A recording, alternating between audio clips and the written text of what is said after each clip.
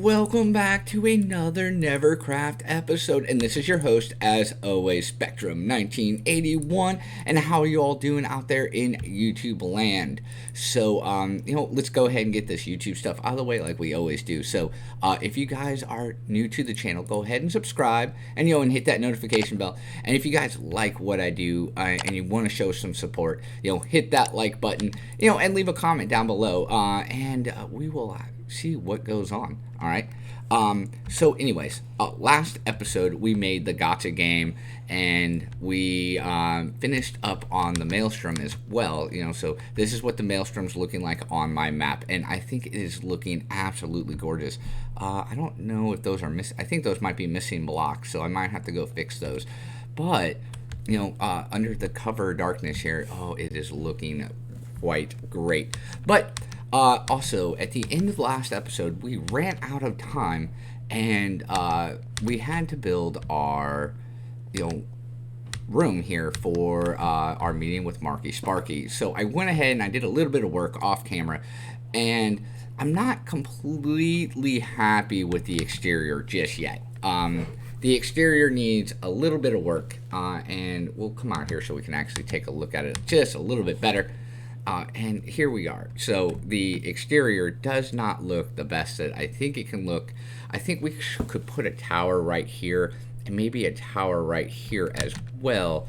I'm not quite for sure where this comes out back here. I kind of forget.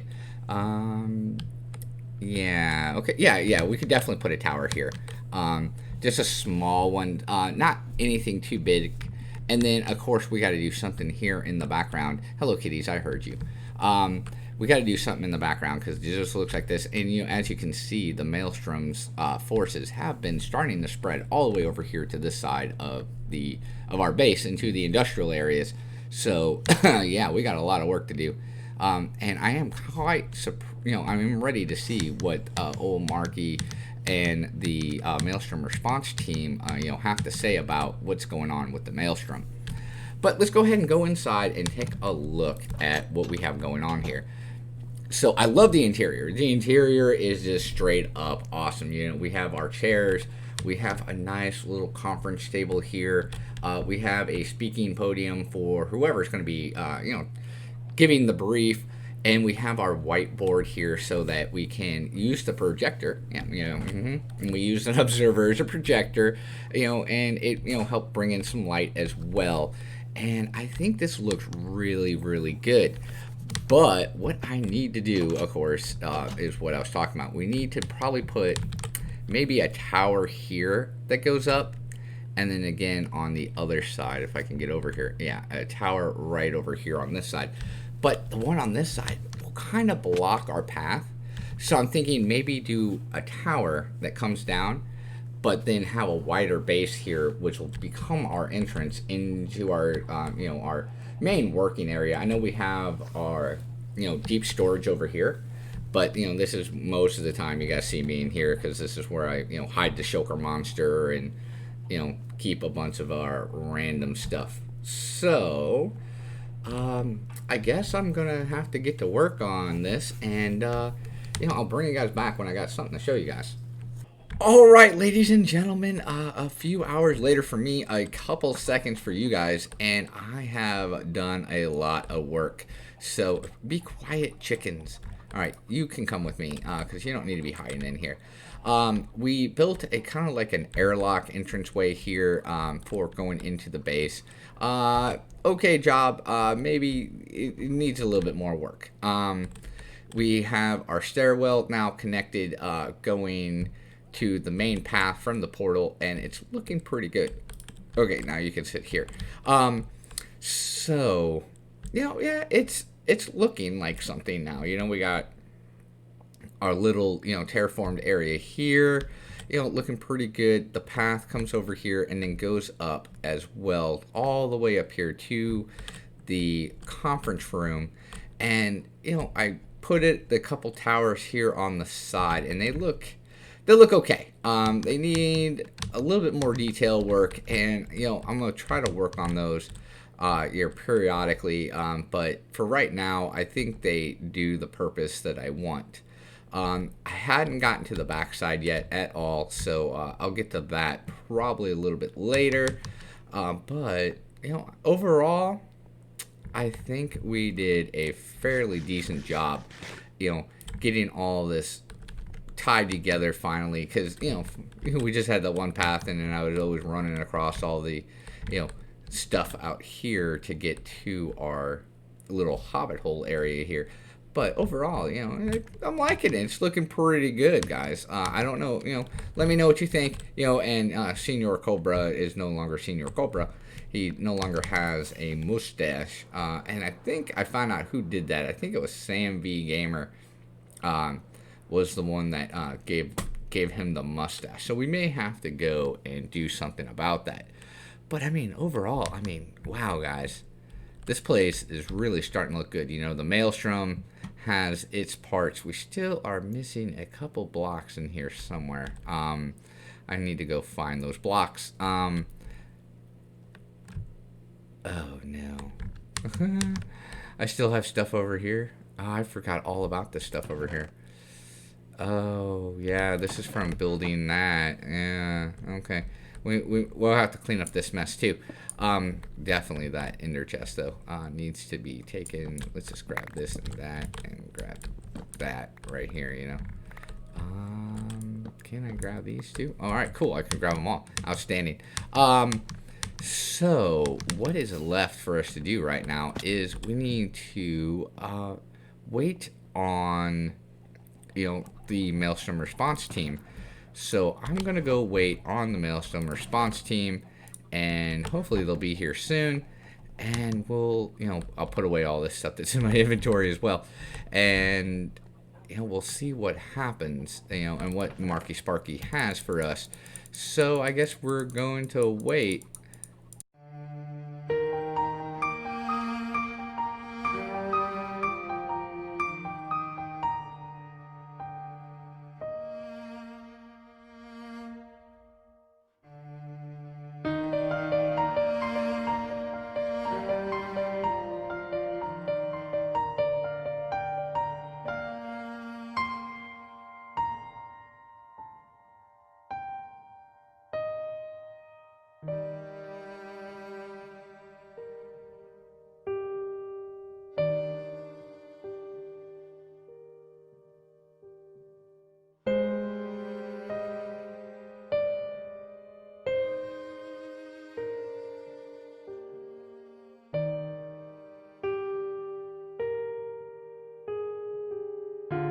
So, hey, Marky, glad you finally made it. I've been waiting, a little bit of time. So, what do you got for Good us? science takes a while, Yeah. So we have the mighty MeerHut here, and Tweesha and MarkiSparki, and I guess you guys are the ones that are going to be, giving the presentation, right?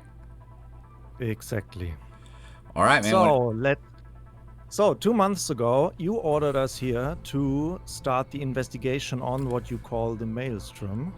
Yeah. And since then, we have been working and studying what you call the Maelstrom all over our world here. And it is finally time that we present to you the results that we have. And as shocking as the results might be, it is very important that we take this matter seriously and that we talk about everything today.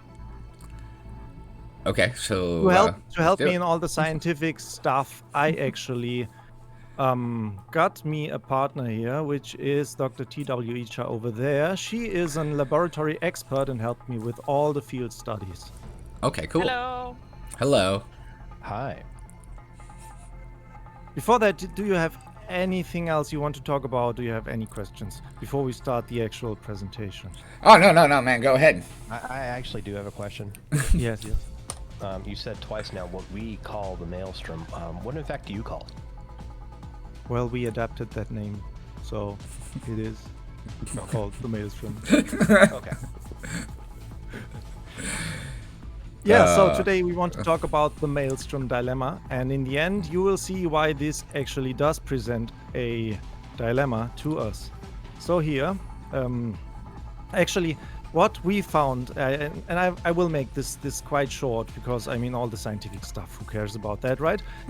What we can for sure say now is that the Maelstrom, or the Maelstrom matter as we call it now, everything that appears red and is transforming all the grass, all the lush grass on our world to this very red matter, we call that the Maelstrom matter, that this is probably not from this world.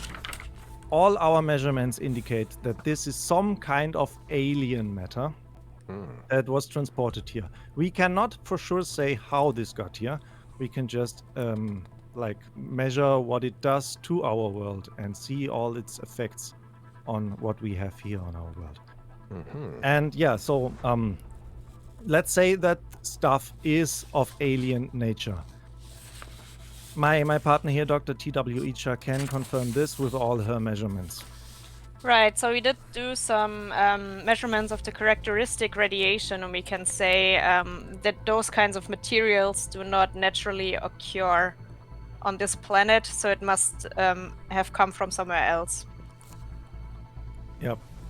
We can, however, say that it is closely related to what we would call fungi here on our world. So this, you can see here on the next slide, is, well, yeah, its basic characteristics closely are related to what we call a fungus. Yeah.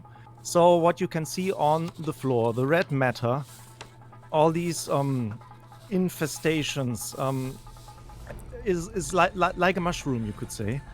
And underneath there are actually there is a huge network of mycelium, and we have detected that all over our world already. And this is the very, very shocking matter that we have to tell you today. And also what I can tell you, like from a biological aspect, this stuff being closely related to a fungus does actually reproduce asexually, which means that you can spread that very, very easily, and it reproduces via spores. And we think since this whole thing started here at your base spectrum, we think that you might actually be the one that spread that stuff. Oh, so like basically Simply everywhere. by having it on your feet and on your clothes, and you walked around the whole world and you spread the spores, and yeah, the spores trigger so like Spectrum, infestation. it's all his fault. Yeah, it's all Spectrum's fault now. Well, it's not his fault since he didn't know about it, right? Yeah. So you're saying I'm patient that's- zero. I'm patient zero then, basically. You could say that, yeah, but please let's keep this scientific and not accuse anybody of anything here. This is a very pressing matter, and we have to react accordingly. I have a very important question though. Yes, please. Is it the Maelstrom dilemma or is it the Maelstrom matter? Well, the matter, like the material is what we call what is on the floor, what you can find there. It all presents like a dilemma for us. Oh, okay, all right. Yeah. Oh, okay. And yeah, as soon as you have all these spores around, then you get these infestations, and we actually found them all over the world in what we call here the shopping district, the gaming district, and actually at some other habitants' bases even. Yeah. Whose base is that? Well, some guy called MarkiSparki just told me about that, Oh, for okay. example. Yeah, and I mean, we have examined all these infestation pits, and Dr. T.W. Icha will talk about the 3 different stages of growth that we have observed. Yeah, so the first stage you can see also on the first slide. So everything that's green vegetation will turn to a grayish, brownish color at first. Only small spots, not very noticeable. What I can also tell you is that everything that's surrounded by those spots, you can also measure fluctuations in the radiation there. So it's already infected, but you cannot see it yet. The second stage, you can see it on the next slide, then suddenly red spots appear. Everything that's green will die and turn into red spots. So this is actually dead material. No plants and nothing can grow on there. You can also see that the fungus presents on the surface. Those are those red dots that appear from the surface. And then the third stage, you can see that all of those little spots grow together to one big red dead surface. It also starts to glow and burn, and everything is dead there. And you can see also that you have everything that was a plant before now Well, is it basically infectious dies as well. off, right? It basically evaporates and dies. then it infects everything that's around, and it also gets airborne. So you really have to be careful with everything that's connected to airflow and wind, and it will spread rapidly from a third stage on. Wow. Yeah. And here on the final stage, which is a very nice selfie of the two of us on stage, you can see how quickly that stuff grows. This is one infestation pit that we found at MarkiSparki space, which, yeah, is quite tremendous in size already. And if we take a look at the next slide, we have now averaged like the spore density that we measured at each of these infestation areas over the last 2 months since we started all the measurements. And you can see that this is very clearly an exponential growth, which means that it will spread even faster in the future. And this brings me to our final slide, which presents to us the actual Maelstrom dilemma. That means this stuff is spreading. That stuff is basically turning all our world into like a dead zone, kind of, you could say. Yeah. Which means that, well, we either stay here, but we will definitely lose this world. Also, we have seen that this affects at some point our habitants as well. I think some guy called Sam V Gamer showed like infections on his actual body. Yeah, I've seen This that. does not happen to all of us, but it seems to happen to some of us, and it might happen to more of us in the future. And then the other option would obviously be to leave this world behind, which would also mean that we have to be very, very careful not to bring these spores into everything in the future with us. So And how our you? estimations are that we will have to make these decisions within the next 3 months. Okay, so I mean, I got a couple questions. Here.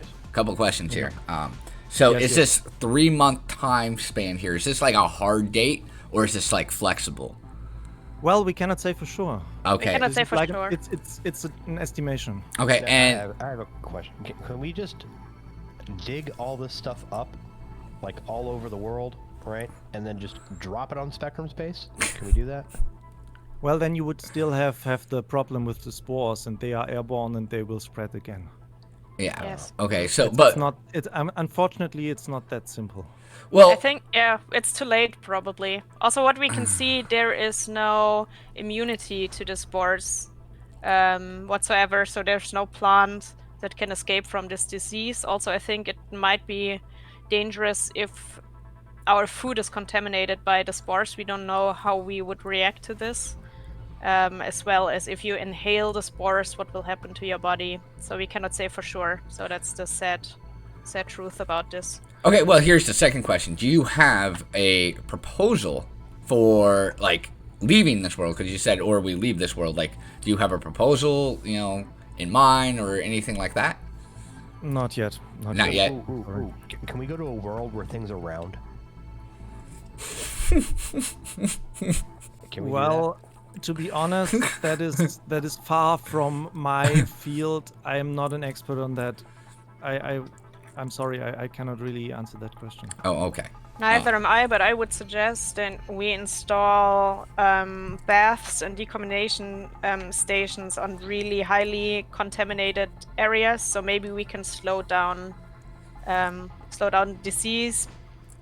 But I think from what we've measured, also all over the world where it doesn't seem infected, there are already quite a few spots that are entirely spread below surface, but it will break out at some point. So I fear that we cannot stop, but maybe slow down the infections. Yeah, like decontamination food baths at each portal or something like that. Well, so I have a suggestion, Mir. Let me know. But you have a time machine, don't you? I do have a TARDIS. That's You do have a time TARDIS. relative dimension in space. Yes. Okay. And you have a space station, right, Marky? Yes. All right, so I mean, why don't we, Mirror, you develop that plan of, your TARDIS, and Marky, you develop your plan of the space station, and that could be two options for us, if the world does have to be left. I can phone up the doctor and see if he'll let us use it. Okay. Okay. So you'll check on that in, Marky. What about you, man? Working on it already. Okay. I cannot say for sure whether this will be finished in time though. Okay. But at least we have a plan. We have some Yep. something to work on, and I'll see about what I can do about trying to keep the Maelstrom at bay the best that I can. Yeah. So. All right. I mean, what is really important is that wherever you see all these contaminations breaking out of the floor, don't go there. Try to avoid these areas and not spread the spores even further. Oh. That's like everywhere over here, though. Yeah, your base is like different. That's true. That's why it might be a good idea to have all these decontamination foot baths and stuff like that when you enter your portal, for example. Okay. Having something like that around there. Yeah. All right. I'll see what I can do about that. So, does that conclude your presentation? Yes. All right, That is all we can say at the moment.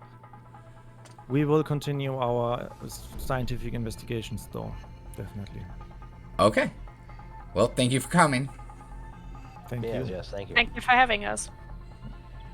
All right, everyone. So we just had our meeting with Marky and Tweesha and MeerHut, and yeah, it looks like we are almost out of time, guys. This Maelstrom here is causing all types of issues across the server, and yeah, we'll have to see what happens.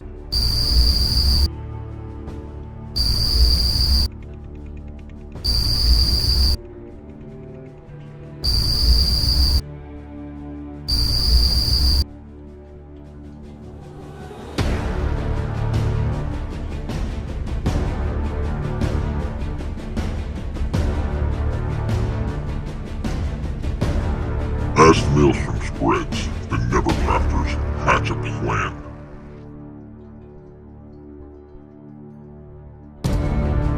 But the Maelstrom has its own plan. Who will succeed?